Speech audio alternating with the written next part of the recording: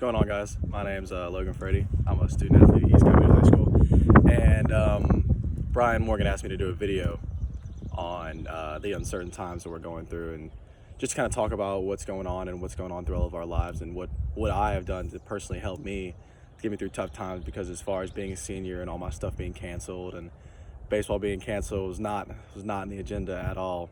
But just a couple things that kind of helped me out along the way that I've kind of went to, and I'm like, man, I really wish I was playing baseball, man. I really wish I was in school with my friends, or I wish that everybody else got the chance to do their senior year stuff, or as far as not even senior year, just all the other people that get to go through their high school years and get to experience different things.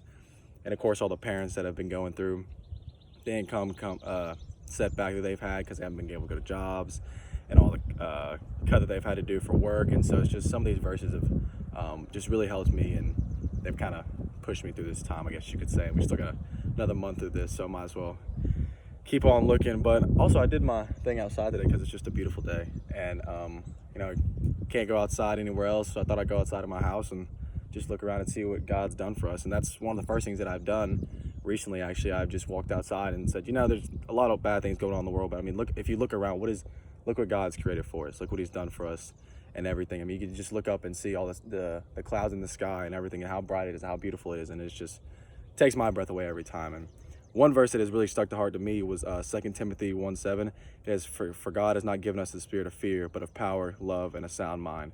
And that's one of my mom's favorite verses, and she gave me. She was like, you should really use this. And I was like, okay. You always listen to your parents because they're always right about everything. And so that verse really hits me home, because it's like, okay, we don't want to have the spirit of fear, especially now because of all the fear that's going around. We should be able to put all of our love and our power to God, to just give it all to Him, and have a sound mind that, okay, God has this under control. This is God's way of telling us, in my opinion, this is God's way of telling us, hey, there's so much going on in the world. Maybe we should take a step back and just realize, hey, He's still the Lord. He hasn't come off the throne. He's still there, and I'm still going to put my trust in Him. And that's another thing. I was watching a little video the other day on Billy Graham. I'm sure most of y'all know who Billy Graham is. He's a really famous preacher, and he was speaking to Habakkuk. The Lord was speaking to Habakkuk, and Habakkuk was like, Lord, can you tell me what you're doing? And the Lord said, no, I'm not going to tell you, because if I did, you wouldn't believe me. And he goes on to say later in the video, and it's like, if God told us what He was doing today, we wouldn't believe Him, which I think is very true. If he came down today and told us, hey, I'm doing this, we'd be like, yeah, no, whatever, I'm sure. Like, come on now, that's just crazy talk. But he goes on to say, and he says, he's talking to Habakkuk, and he's talking to him, and he's like, and then Billy Graham's like, one of the things that I think the problem with our world is today, all of us put our trust in Washington. All of us put our trust in the United Nations. We put our trust in our money and everything else, and in baseball, for an example, or whatever sport you play. And one of the things that he said that really caught my eye was, he goes, I put my trust in Jesus Christ alone. When all of the rest of the stuff crumbles and shatters and it fails, He's still on the throne, and He still hasn't left the throne. He's never going to leave the throne. And I was like, man, that's crazy to think, because all of us put our trust in people that aren't God, that's not God, that's stuff that's not helping us get to heaven, or stuff that has overcome everything that He has overcome. Man, He died and He rose 3 days later, and we're not going to put our trust in Him. I mean, come on, that's just crazy talk. And so I was just watching that video, and I was like, man, that'd be a really cool thing to explain to people. I watched it on TikTok, but that's a big thing nowadays that everybody does. They watch TikTok. But I was like, man, it sounds weird coming off of TikTok, but it was really good. And so I just got two more verses that I like to share, and then I'll be done.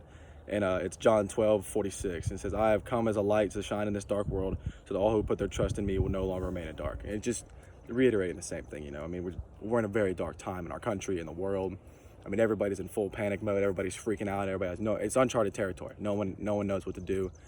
And I think that verse just kind of highlights He has come to this world to be a light, and we should be in this world as a light. That's what I always tell all my friends all the time. Like, hey, regardless of what you're doing, be a light. You never know who you might see today. You never know who you might impact today. You have to be a light for somebody. You have to be a light for the Lord. So people be like, oh, I see Jesus in him. I want to know what that's about too, because they see that, and they see all the upbeat, positive energy that you bring, all the fun and joy that you have. Like, oh, that comes from Jesus. That's what I always tell people about me, because I never have a lot of bad days, praise God. But it's just, even when I do have those bad days, I remember, be a light for somebody. Let somebody know that Jesus is still living in you, and He's still inside of you, and they'll see that, and it reflects Jesus from you.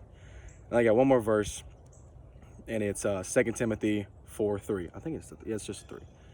For the time will come when people will not put up with sound doctrine. Instead, to suit their own desires, they will gather around them a great number of teachers to say what their itching ears want to hear. They will turn their ears away from the truth and turn aside to myths, which also I think is a great point. And the sense of nowadays, with the mass media and everybody just listening to false hopes and false preachers, and we heard this, oh well, no, we heard this over here, well no, I heard this over here on the media. All of it doesn't matter. Everybody should stop listening to the false preachers and not so preachers, but the false preachers that everybody is giving out.